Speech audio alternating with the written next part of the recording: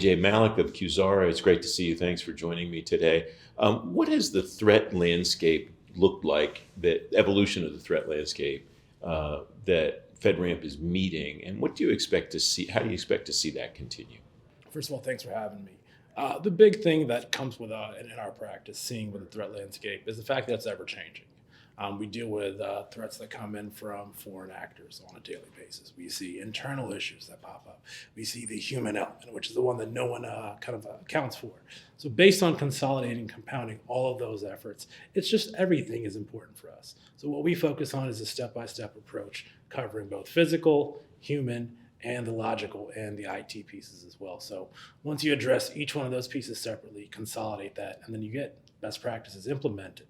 Tying that into FedRAMP, you have baselines to implement. You have your FedRAMP low, moderate, and high. Again, you can hit the baseline and you can do the minimum effort and pass an audit. But from best practices perspective, it's not enough. We always recommend going for the best option, the best tools, the best security. Especially in these days when we're trying to, be efficient, limit costs. There's a lot of solutions out there that we may not think about. They don't have the big name. Mm-hmm. We talk about at Quzara that we have a managed SOC as a service. So it comes in, it does a lot of the work that analysts do for you, provides a cost-efficient service, and it makes everybody's life easier, and does the actual efficiency and the actual implementation to get you to that ATO faster. I'm not sure any of them would say it on camera, but a lot of the government folks that I talk to, not at this event, but at others, have said, I don't care so much about passing an audit. I want to know my system is secure. And I think that's a distinction that I'm starting to hear more and more about, compliance versus security. Not that they're at odds with each other, but that they're definitely not the same thing. Is that something that you're seeing when you talk to your customers? I 100% agree. Compliance is, hitting the minimum requirement, again, passing that audit. From a security practitioner perspective, we want to go above and beyond. We want to do what's best for us, best for our customers, especially in the federal space, provide that extra layer of security, those extra implementations that give you kind of that peace of mind.